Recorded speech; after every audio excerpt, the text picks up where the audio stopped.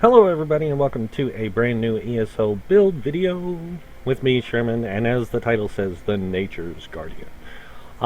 This is a Warden hybrid support build. Now I know it sounds kind of weird, hybrid support build, but it actually works really well in small group play. I haven't tried it in a trial yet because I just haven't really had the time with leveling and the fact that my kids just got out of school. And that's another reason, thing I want to mention real quick. I'm sorry I haven't released a video sooner. My kids did just finish school for the summer, so their summer break is here, and then on top of that, I've been leveling my Warden just so I can get this video out. So it took me a while to get the Warden video done, or the Warden up to level 50, and I do apologize for that. I tried to rush it, but it didn't work to my advantage. So let's get right into the build. So like I said, this is a hybrid support build. This is not a healer build, this is not a tank build, this is not a DPS build. It is a support build. That means it utilizes abilities to help your group by buffing them, debuffing enemies, doing things like that. It doesn't do a lot of damage. I have not tested it on a skeleton because I just don't see a point in testing its DPS when it's not meant for DPS. Now, the nice thing about the build is it can off-tank in dungeons, which is really nice. It can also heal in dungeons. If you want to, you could switch a few things around and make it a full support healer build on one bar and off-tank on the other bar. It's really kind of nice. But let's go ahead and jump in and take a look at the stats. Looking at the stats, I have 32 in the Magicka, 32 in the Stamina to split it up kind of evenly. And that's how I get this 26k Magicka, 29k Stamina. You can see my weapon damage and spell damage is kind of low, but I can buff that up, and I'll get to that in a second. I have a 46% spell critical with a 44% weapon critical. This build also works in PvP really well. My resistances with the main bar are pretty good because I'm running a shield, but as soon as I flip bars, you'll see my resistances drop. And they drop to a pretty equal rate, which is really good for this build in particular because it does allow me to do some good healing as well. And we'll get into that in a minute as well. I am running Tri-Stat Food. I'm running the Wild Guardian Bear Companion, and I do have major proficiency from Inner Light, and I'm also running the Thief Mundus Stone. So let's get into the gear now. Now, I don't have this build 100% the way I would like it. What I would like to do is I would like to have a heavy chest piece from a certain set, and then I would like the helm to be from the other set I run, and then I would want one piece of a monster set to make the build really, really work. So just going over one of the 5-piece sets, I'm running 5 pieces of Shacklebreaker. This is a new set that was added with Morrowind. As you can see, I'm running Tri-Stat Glyphs on all 5 of my pieces here. I'm running one heavy, one light, the rest is all medium. The reason I'm running medium gear is because it doesn't work without medium gear. So, and the Shacklebreaker is really nice because it gives me that magic recovery and stamina recovery. The medium armor also gives me increased weapon critical, and it gives me increased weapon damage also. So that's kind of the benefit to it. I do have a buff, which I'll show you guys here in a second, where I can increase my weapon critical. But I am running this, and the magic and stamina recovery is also nice because of being a hybrid build, but it's the 5th piece that makes a really big difference. It gives you that max magicka and that max stamina. When this is at gold level, it gives you 2,000 in each, and it's really kind of a good set. The next 5-piece set I run is something kind of unusual. It's not one that a lot of people run, but that is the trainee set. I run the 5-piece trainee set because it works really good for what I'm trying to do, which is basically play a hybrid. And as you can see, it gives you max health, max stamina, max magicka, and then the 5-piece bonus gives you all 3. Max health, max magicka, and max stamina. It doesn't give you as much as I'd like because I would like to have this all in gold, and it would give me a greater effect, but I don't have that, so I kind of have to live with this. Now, what I was meaning by the 1-piece monsters set, I would like to run a Molag Kenna set to get some extra weapon damage and spell damage, and if I do that, I'm going to give up the weapon damage I have now from the Defiler 2-piece Defiler set. I would like to run a trainee chess piece that you get from a quest. It's one that's reinforced. So I'd be running 6 divines and 1 reinforced piece. So it kind of offsets that setup. The shoulder would be Mola Cannon, which would give me both weapon and spell damage, which would be really nice because it would add to the extra weapon and spell damage. On my jewelry, the glyphs I'm running are both of these are spell damage and 1 weapon damage. I did that because I get the magic and the stamina recovery here, and as you can see, my magic recovery is 810, my stamina recovery is 1039. Really nice area to be with the build. Now, I don't use a lot of abilities to apply damage. I do, but I don't, because they're mainly for effect. Next up, I'm running a trainee shield. Now, I do want to get rid of this and either go with the trainee shield that drops from a boss, or not from a boss, but from the thing. But since I'm going to go for that 1 piece here, I really don't need it, because then I'll have 5 pieces. I'll have 4 here and then 1 on here each, which will give me that. Now I am running Jakaran's machete. This drops at the end of a quest line in Stros Makai. So if you haven't completed the Stros Makai stuff with a character, you can do that later on when you hit 50 and CP 160, of course, and you can get this and sharpened, which is really good. Now I did enchant it with the frost damage. That is gold quality frost damage, and that's because the Warden does get increased frost damage. So anything frost damage wise, they get an increase from, including the glyphs, which is really nice. So down here I'm running Naramo staff, also gotten from Stros Makai questline. From Naramo himself, he gives you this staff, and it's a healing staff, which is really good, and it's empowered, so it increases your healing done. Very good staff for the purpose of the support side. So this is your damage side, this is your support side. I know Sword and Shield isn't really a damage setup. You could run a different thing, but there's a reason why we run this the way we do, or it's ran the way I do, is to give that support setup. Now, like I said, you can run this as a healer through dungeons, and then when you're fighting trash, you really don't need to worry about healing much, because you're going to be doing a lot of healing because of one of your buffs. So let's go ahead and take a look at the skills and get through those real quick. Starting with the main bar, we have Subterranean Assault. The reason we're running Subterranean Assault is to apply Major Breach and Major Fracture. That's the biggest reason why you want to run this. It helps your group do more damage, and it also helps you with damage as well from any abilities you do, whether they be spell or physical. Next up on the bar is Winter's Revenge. This is one from the Winter's Embrace tree. It is one of the only abilities they have that isn't built off of health. So it's a really nice, powerful ability, as you can see, and it does a lot of damage in a 6-meter radius, and it also reduces their movement speed.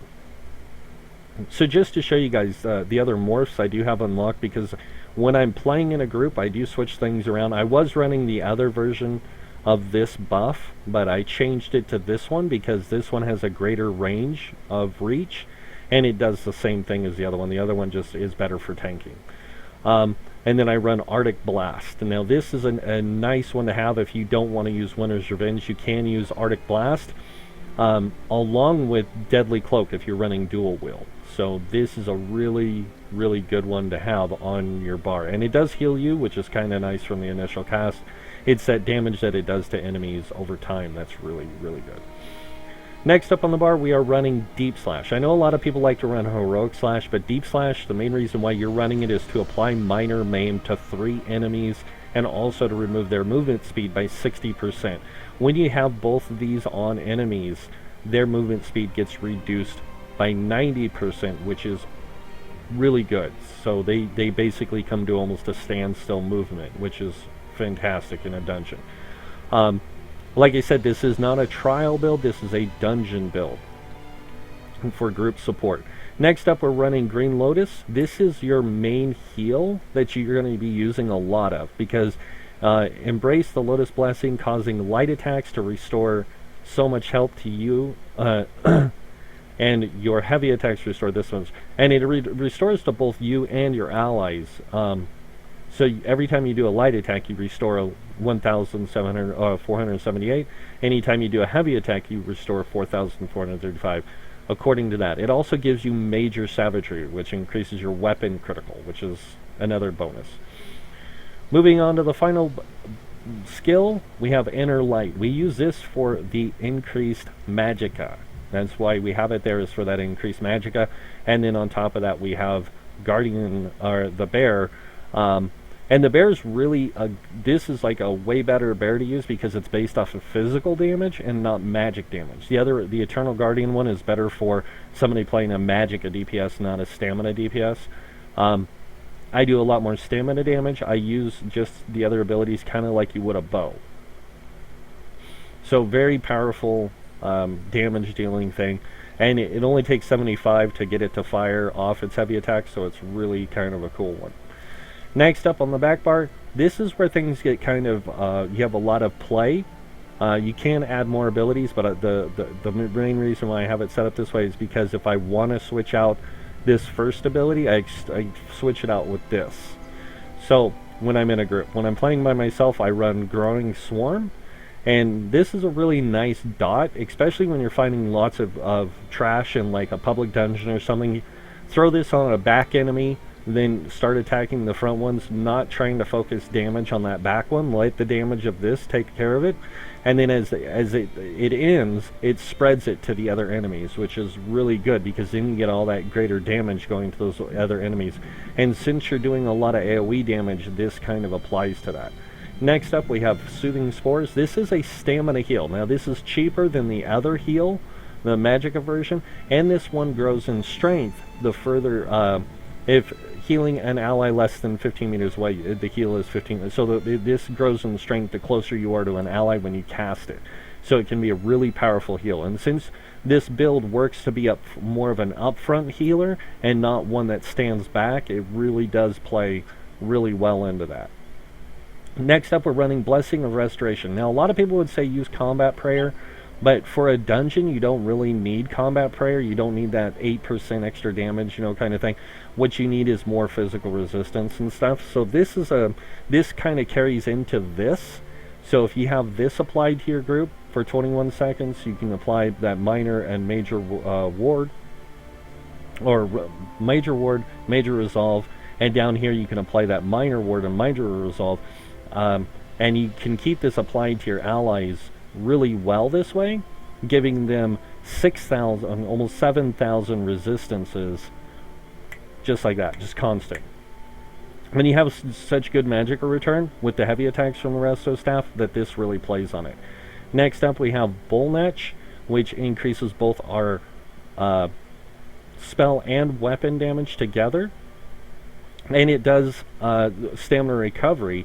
So you don't need to do as many heavy attacks when you have this out, because you're getting stamina back, plus you're getting that extra stamina recovery, and it plays really nice. I am a wood elf, so that's why I have such a high stamina recovery. Again, Inner Light for that increased max magicka and the spell critical, and then the bear again. So this build is heavily based on group support, like I said, group heals, group buffs. Not in the damage sense, but more in the survivability sense, because when you have this applied and you do this, you'll see that my resistances reach 20k, and on this bar I can almost tank, which is pretty awesome. It doesn't last that long, so you have to constantly keep it applied, and as you can see, my weapon and spell damage is pretty decent now, and my spell critical actually does go up by quite a bit. Let me go ahead and buff myself completely up again, and I'll show you guys now. I have a 2100 weapon damage, a 1900 spell damage, and then I have a 54% weapon critical with a 46% spell critical, and then I have those really high resistances. So it really does kind of help for off-tanking and stuff, and if you wanted to set this side up for off-tanking, you could drop Subterranean or leave Subterranean Assault, but you could go over here and grab the one-handed sword and shield skill Puncture, and just make sure that you take the morph that does the pierce armor. so that you get the both spell and physical penetration along with subterranean assault. I would switch this out with this personally. It's really just a lot better that way. You don't need defensive posture because we're talking dungeons and not trials. As you can see, I don't have my sword and board or even my resto staff maxed out right now. I'm still working on them. I kind of threw this together at the end. I was running two-handed and bow with this, and it was working out a little bit better because with two-handed I could run cleave and morph it into brawler, and then with the bow I was actually just running endless hail and snipe. I was running snipe instead of this, and I was running endless hail. But I find this to be a little bit more group friendly, and it works out really well. So just to show you guys the build in action, I know it's nothing fancy because we're just fighting a standard mob, but basically you want to apply major maim and your ice effect, and then you can do your subterranean assault, move around the enemy to keep them off your allies kind of thing. If you're not tanking, so like I said, for a dungeon it works really well. You can heal with this build and be fine through dungeons in normal mode. So, and in that mode you can easily heal through dungeons with this build. But that is the skills. Now we're going to go ahead and take a jump into the champion points. Now the champion points aren't quite set up like how most people set them up. This is not a normal meta build. This is just a fun build to play in dungeons and public dungeons, delves, solo play, that kind of thing. So getting right into the champion points, we have 20 in medium armor focus for the 1900 extra physical resistance. We have 20 into spell shield for another 1900. Now you don't have to put these here, you can put them in other places, but this works best. I find this works best because of the extra resistances and everything with this build. The fact that you can build the resistances up so high, it works out really well. Next up we have Ironclad. We have 23 points giving us 10%. You don't really need much more than this when you're running a dungeon or even a trial, because this really does help in reducing the direct damage from a lot of enemies in the game. Most direct damage is also included in light and heavy attacks, so that kind of helps with that. Over here we have 23 into thick skin, reducing the damage you take from damage over time effects by 10%, which does stack with hardy and elemental defender. As you can see, we have 43 into both of these, giving us 10%. So not only do you get 10% from this, you get 10% from this, making it 20% in total. Reduced damage from damage over time, the same thing over here. You get 20%. And then if you have the points to spare, put this up to 23 and it'll give you another 10% from light and heavy, which stacks with direct damage, and the other one giving you a 40% damage reduction. Very, very powerful protection here. I do have 19 into quick recovery to give me some extra healing received, because now that the healers have lost, or Templars have lost their healing effectiveness to the greater degree, this really kind of comes into play now for even DPS or anything else to give you that way of recovering your health. So that's why I have the points there. Onto the green tree, we have 23 into Warlord, giving us 10% reduced break free cost. It helps anytime you're stunned, knocked down, that kind of thing. To get out of that, you can pop right out of it with a reduced cost in stamina. On the lady or the lover tree, we have 43 in the Mooncalf, 43 in Arcanist. You can see both of them reduce or increase our recovery by 10%. Being a Warden, you get 15% recovery in both magic and stamina already. On top of that, that's another 10, that's 25%. And I'm a Wood Elf, I get 21% stamina recovery. I get a lot of stamina recovery. Next up, 43 into Tenacity. The reason I only go 43 into Tenacity is because I don't need 100 points in here to gain 5%. It's worthless. I don't care what any meta player says, and I will say that. And it's not me being rude, it's honesty. I'm not going to waste that to get 5%. It's really not worth it when I can put it into something else, giving me greater benefits somewhere else. So we have 10% recovery for magic and stamina for our fully charged heavy attacks. Now I get stamina back for my fully charged heavy attacks with sword and board, and I get magicka back for my fully charged heavy attacks with my resto staff. So not only do I get 30% there, I get another 50%, or I get 40% with the resto staff. I get 40% with my other heavy attacks. So it works out either way. Moving on to this over here, we have tumbling, 23 points. As you can see, it gives us 10%.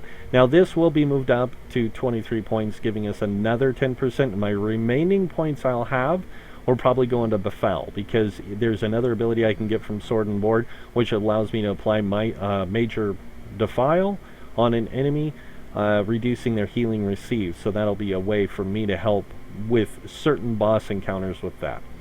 Moving on to the blue tree, I have 43 in the Blessed to increase my healing effectiveness by 10%. Now I would put into Elfborn, but I don't really need to, because I don't need that much extra healing right now. This works fine, and even in normal dungeon play and in vet dungeon play, this works great, in fact. I don't need much more than that. I do have 2 points in Elemental Expert. That's because the rest of the points I earn between now and the 210 are all going into this. So that way I can increase my frost damage that I do. Next up, I have 16 in the Physical Weapon Expert, because I do use Sword and Shield most of the time for damage. I don't use the Staff to give me 10%. Reducing this isn't really worth it, just so you guys can see if I were to reduce it by 1 point. It's better just to leave it at 16 like it is. So going on to the other thing, Master at Arms, we have 56 points. Now, 56 points gives you exactly 20%. If you go over this, you're kind of, it's up to you if you want to go over, but I find this to be the sweet spot for direct damage, is at 56 points. So I get that 20% extra damage from my light and heavy attacks. Also from a lot of my other abilities that do direct damage, I get that extra 20%. Moving on to this one, I have 43 in the Mighty, giving me 10% extra damage to physical, poison, and disease damage. I do both physical and poison damage, plus frost and shock, or frost damage, so that's kind of there. 23 in the Precise Strikes, increasing my criticals done with not only one of my heals, but also the damage that my character can do, increasing that damage by another 10%. Next up, I have 11 points in the Thaumaturge, giving me exactly 5% damage over time. I only have 1 damage over time ability, and that's my area of effect frost damage thing. So this does increase it by that 5%. And that is it for the champion points, guys. I should probably go ahead and in here and go ahead and confirm that. And that's it for the build. And like I said, it is a support build. It is not a DPS build. It is not necessarily a healer build. It's more of a group support build, and it works really well in both normal and vet dungeons. It works really well in public dungeons. It works really well in delves, world bosses. If you're just playing with another friend, it's just a nice build to have for that purpose. There's a lot of work I still have to do on a few of my other builds that I'm going to be bringing out here soon. I do have some updated versions of my classic builds, and I have new builds to come after that as well. So yeah, but that's pretty much it for this build, guys. If you guys enjoyed this build video, please hit that like button. It'd be greatly appreciated. If you want to see more videos by me, you can hit the subscribe button. I do try to post videos on a weekly basis, but of course I've been kind of behind. I do have a lot more videos to come. Expect next week to be there to be a lot more videos than what came out this week. I also have another video should be coming out tomorrow talking about my review of Morrowind. So please keep an eye out for that one as well. But other than that, that's it for now. I want to thank you all for watching. Until next time, have a wonderful day, and I will see you all later. Bye.